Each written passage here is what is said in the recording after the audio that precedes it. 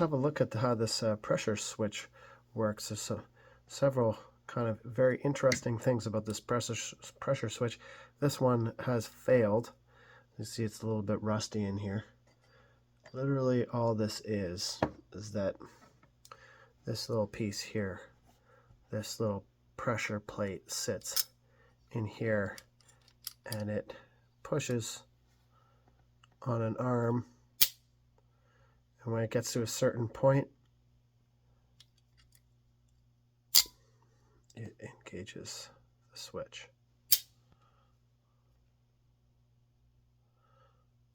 Just like that. So as this would be, the pump would be on.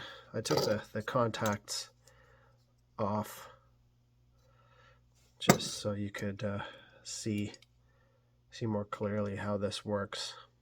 This would usually be the set of contacts would usually be here, and here, and this part would be making contact. But yeah, so this little, that's about 1 square inch, I would say. It's got these two little notches here that go into press on this arm here, which brings it up and down.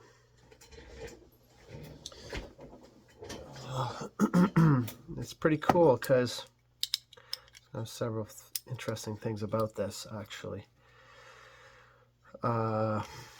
Yeah, so as the pressure in your pump head builds, that diaphragm presses on this pressure plate here, which presses on this arm, and this piece, we'll have a closer look at that. This has this sort of spring in it that when it gets to a certain point, it just clicks it over. And how this works is that there's this little sort of plastic diaphragm, which is in very rough shape. Just goes to show you how bad my water is. And that sits on top of there like so. This is all filled with junk and rust, as you can see. That's just, my water is so awful. And it's literally just a hole. There's a fitting that goes into there. This sits on top of here like that. It screws down, theoretically sealing this. What's happened with this switch is that, as you can see, the diaphragm has sprung a leak and is leaking into past the pressure plate and out through the switch. So that's what happened there. But going back to how this works with this little pressure plate, yeah, so let's actually put the spring tension back on this switch here, and yeah, look at it again. All right, what I'm going to do now, find the spring. So I'm going to put, all right, I've put the spring back on this pressure switch here, and this spring, it's just loose right now. The spring presses down on this lever here, and you can see that as I force this lever up, the switch comes out, and then the spring actually is responsible for pushing this lever back down as well. So this, you can see why this is actually the range spring for the pressure switch. So this particular pressure switch is set to cut in at 20 and 40 psi. You kind of see that by looking at the inside label of the pressure switch. You know, typically, this is fairly typical for a household to cut in at 20, 40. I sort of like it. I like it 30, 50 personally. just a little bit higher water pressure. But this spring right here, by tightening this, it's going to make this arm harder to press up. So with the little diaphragm thing here, pressing on it like this, it's hard to. There we go. Pressed it open, and then that spring would normally force it back down. I'll press on that diaphragm again, opens it up, and then that spring theoretically forces it back down. So if we tighten this range screw up, let's tighten this up. So that's pretty tight, actually. That's a good amount of tension now on that arm, on that range. And now all of a sudden, this becomes a lot harder, because it's a lever system here. So I'm going to try and open that pressure switch with my two thumbs here. I can't do it. Bring that off a bit. Maybe there. Try it there. And again, what I'm doing is just pressing. Let's see if I can do it here. Oh man, that's hard.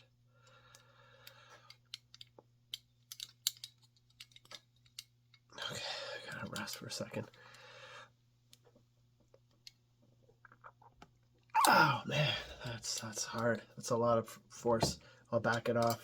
One more, just a little more.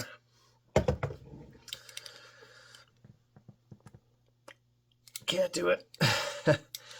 I'll back it off a little bit more.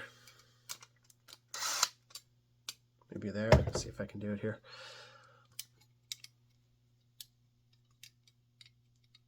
Maybe it's just my technique here. I don't know.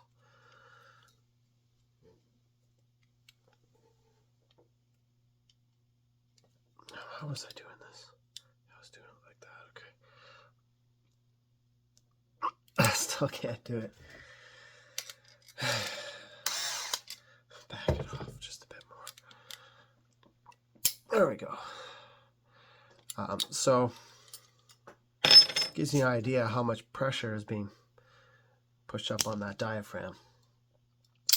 The other thing is that the pressure switch will actually have this other spring here, which is right here, this spring.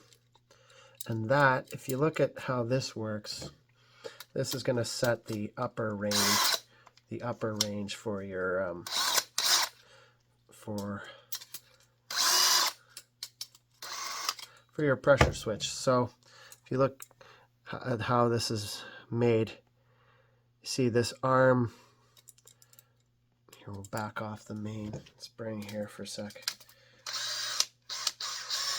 just so you could see how this other spring, I think it's clear why this bigger spring controls the range. It basically just controls how hard this lever is to push up and push down. But then you have this spring right here,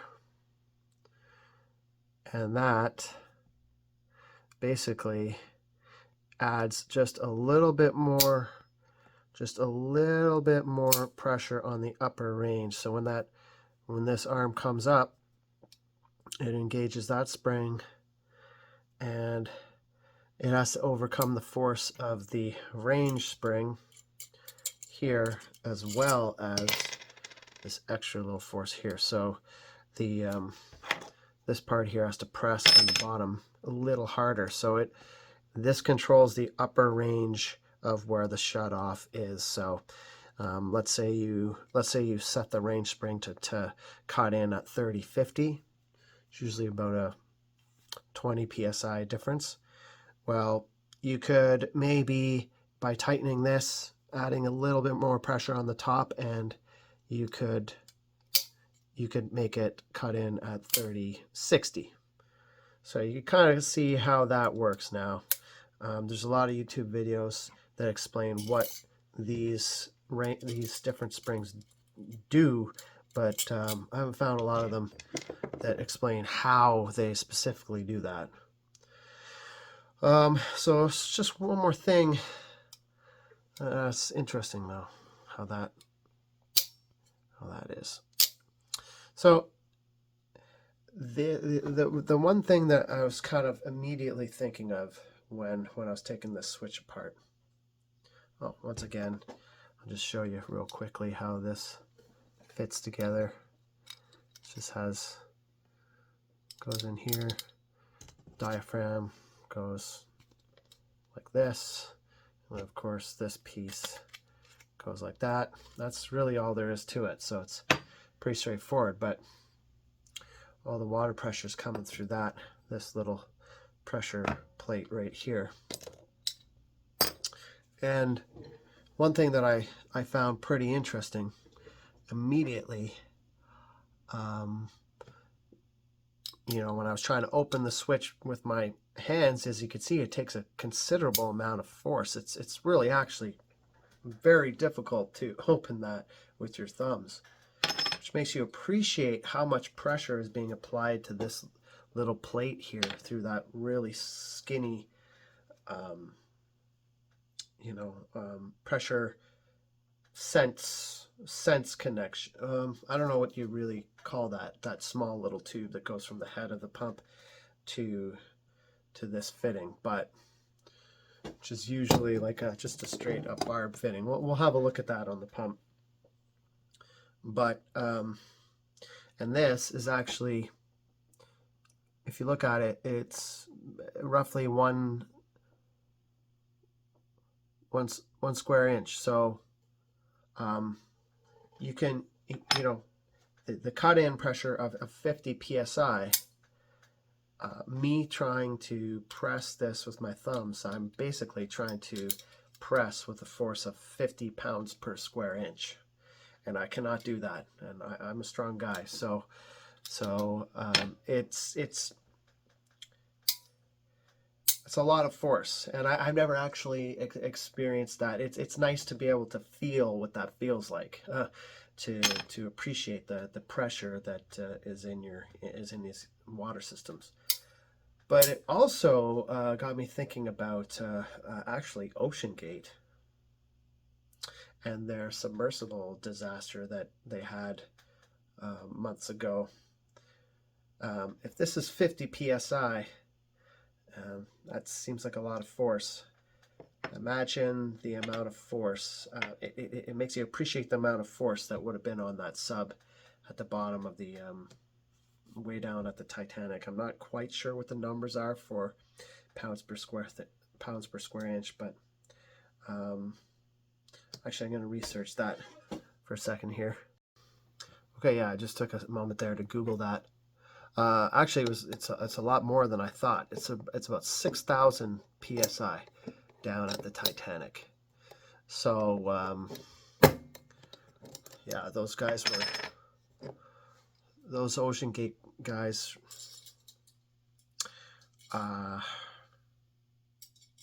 Rest in peace, by the way, but they were idiots for doing that. Yeah, if I can't open that, and I actually had to back that spring off, so I probably, honestly, was to open that manually. I don't know, maybe I was pressing 30 pounds per square inch. I'm not sure, but imagine 6,000. I would probably say that would be about like an elephant standing on a quarter or something like that, or maybe even more. 6,000 pounds per square inch. How much does an elephant weigh? I'm not sure. Let's say an elephant weighs 2,000 pounds. I have no idea. That would be 3 elephants. 3 elephants standing standing on something, all of that weight on something this big. So you can easily see why that that design didn't work. But anyways, that's how that's the anatomy of a pressure switch, and I found that very interesting. I hope you found that interesting. We'll have a quick look at the repair right now. And I hope you guys enjoyed that video. It's nice. That was pretty interesting, I found. Simple thing, find one compressor. Every house in the country has this, depends on this for their water system. This one's dead now. I've got a new one on. Let's take a look at the new one. Here's a look at the repair. The new pressure switch.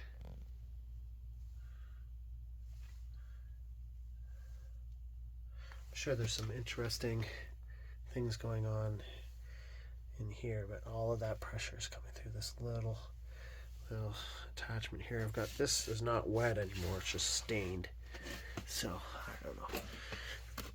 I don't really like this stuff sitting on wood anyway, so eventually I'll pour a concrete pad here or something for this stuff to sit on. Anyhow, we'll stop that video there. I hope you enjoyed that video.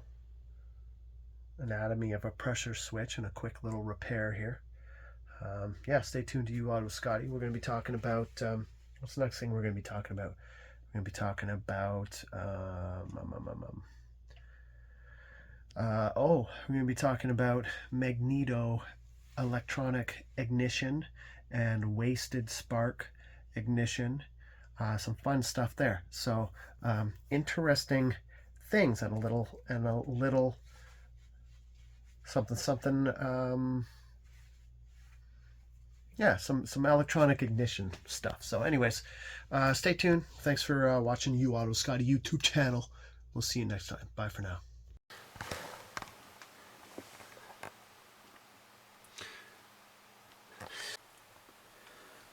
How's it going, guys? You Auto Scotty here. A little problem in my basement. I've been putting this off for quite a while, and it just got really bad today.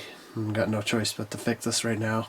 Got plenty of things on the chopping block, but this has to get fixed right now. The diaphragm on the pressure switch has let go and is leaking pretty badly. It was a pretty slow leak earlier on in the month, and it's just developed into a really quick leak now. And you can see it's sort of leaked all around the pump here. So we've got a new pressure switch, Burkham. This is a universal fit. This is a 30 to 50 psi. It's got a 1/4 inch barb fitting for the pressure sense line. Never actually put one of these on before, so we'll see how this goes. It should be pretty straightforward. Power is already disconnected. I've shut the water off for the house. We are going to have to drain the pressure tank here. So we'll do that right now, and let's get into this. See how easy this is. Attach the hose to the. Always comes in handy. Just have a little piece of hose here like this. Short little hose. Pressure gauge. Go down.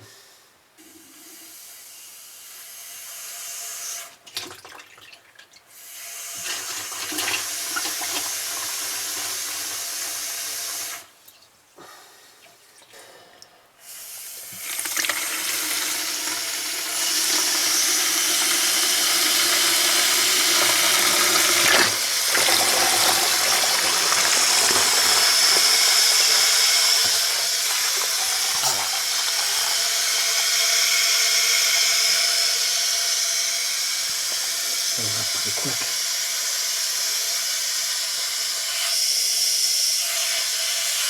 I wonder how many buckets this thing's gonna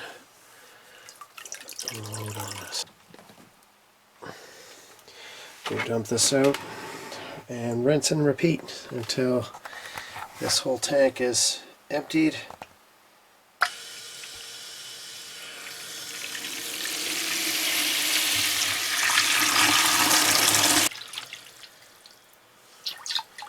Pretty well lit.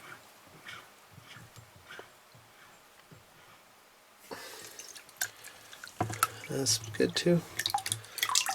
Water at the bottom of the tank is not looking too good. Very rusty. So maybe good that we're draining this out. It's one of the issues that I have with my water is just that there's a lot of sediment and iron and rust that comes out of the well, and it accumulates in the bottom of the pressure tank. So it's probably a good thing that we're just kind of draining the tank. And I do this. I've done this with the hot water heaters, and the bottom of the tank you always get this rust, which is part of the reason why this pressure switch has failed in the first place. All that sediment has just really eaten at the diaphragm here of this pressure switch, and it's no longer good anymore. So yeah, fun stuff. All right, let's have a look here.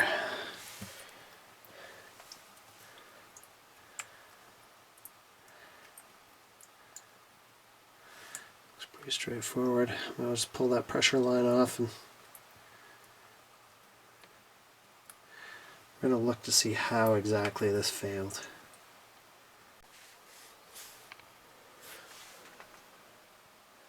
This little right angle pressure hose fitting off, that's going to go on the new pressure switch. These are kind of hard to find actually. And if you learn anything from this video, the threaded pipe fittings like this, metal on metal, will always leak. No matter how tight you put them, the water works its way through the threads, and literally no matter how tight you go with that, it will always leak. So the secret is to use this stuff here. It's called the Mega Lock. I swear by this stuff. Multi-purpose thread sealant. This is the stuff that you want to use. It's got Kevlar. Okay. Oh, then we got the dish there. This here has little Kevlar pieces in it, and it's got a brush. Basically, it looks like this. That's what it looks like. Put a little bit of that on the threads as you're putting that back on. Here's the new pressure switch. Essentially just literally the exact same thing. Put that on and it will not leak. That's, you can see I've put it on all of these metal fittings here and have had great success with that. They do not leak. So yeah, really good stuff. Mega Lock. Coated with that Mega Lock stuff. Just put it in. I've got Teflon tape and the Mega Lock. And if you do this, it will not leak, I guarantee. Alright, here's the new switch, all installed.